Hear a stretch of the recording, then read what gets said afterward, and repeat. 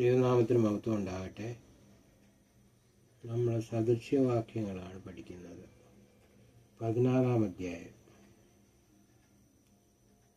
ഹൃദയത്തിലെ നിരൂപണങ്ങൾ മനുഷ്യനുള്ളവ, നാവിൻ്റെ ഉത്തരമോ യഹോവയാൽ വരുന്നു. മനുഷ്യന് തൻ്റെ വഴികളൊക്കെയും എടുപ്പായി തോന്നുന്നു, യഹോവയോ ആത്മാക്കളെ തൂക്കി നോക്കുന്നു. നിന്റെ പ്രവൃത്തികളെ യഹോവയ്ക്ക് സമർപ്പിക്കുക, എന്നാൽ നിന്റെ ഉദ്ദേശ്യങ്ങൾ സാധിക്കും. യഹോവ സകലത്തെയും ഉദ്ദേശ്യത്തിനായി ഉണ്ടാക്കിയിരിക്കുന്നു, അനർത്ഥ ദിവസത്തിനായ ദുഷ്ടനെയും കൂടെ. ഗർവമുള്ള ഏവനും യഹോവയ്ക്ക് വെറുപ്പ്, അവന് ശിക്ഷ വരാതിരിക്കുകയില്ല എന്നതിന് ഞാൻ കൈയടിക്കുന്നു. ദയയും വിശ്വസ്തയും കൊണ്ട് അകൃത്യം പരിഹരിക്കപ്പെടുന്നു, യഹോഭക്തി കൊണ്ട് മനുഷ്യൻ ദോഷത്തെ വിട്ടകലുന്നു. ഒരുത്തൻ്റെ വഴികൾ യഹോവയ്ക്ക് ഇഷ്ടമായിരിക്കുമ്പോൾ അവൻ അവൻ്റെ ശത്രുക്കളെ അവനോട് ഇണക്കുന്നു.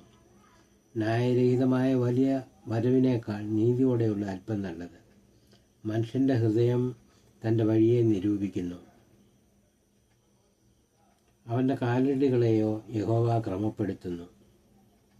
രാജാവിൻ്റെ അധരങ്ങളിൽ അരുളപ്പാടുണ്ട്, ന്യായവിധിയിൽ അവൻ്റെ വായ് പിഴയ്ക്കുന്നതുമില്ല. ഒത്ത വെള്ളിക്കോലും ത്രാസും യഹോവയ്ക്കുള്ളവ, സഞ്ചിയിലെ പടിയൊക്കെ അവൻ്റെ പ്രവൃത്തിയാകുന്നു. ദുഷ്ടത പ്രവർത്തിക്കുന്നത് രാജാക്കന്മാർക്ക് വെറുപ്പ്, നീതി കൊണ്ടല്ലോ സിംഹാസനം സ്ഥിരപ്പെടുന്നത്. നീതിയുള്ള ആദരങ്ങൾ രാജാക്കന്മാർക്ക് പ്രസാദം, നേർ പറയുന്നവനെ അവർ സ്നേഹിക്കുന്നു. രാജാവിൻ്റെ ക്രോധം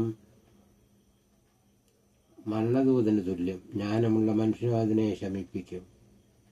രാജാവിൻ്റെ മുഖപ്രസാദത്തിൽ ജീവനുണ്ട്, അവൻ്റെ പ്രസാദം പിന്മഴയ്ക്കുള്ള മേഘം പോലെയാകുന്നു. ആമേൻ.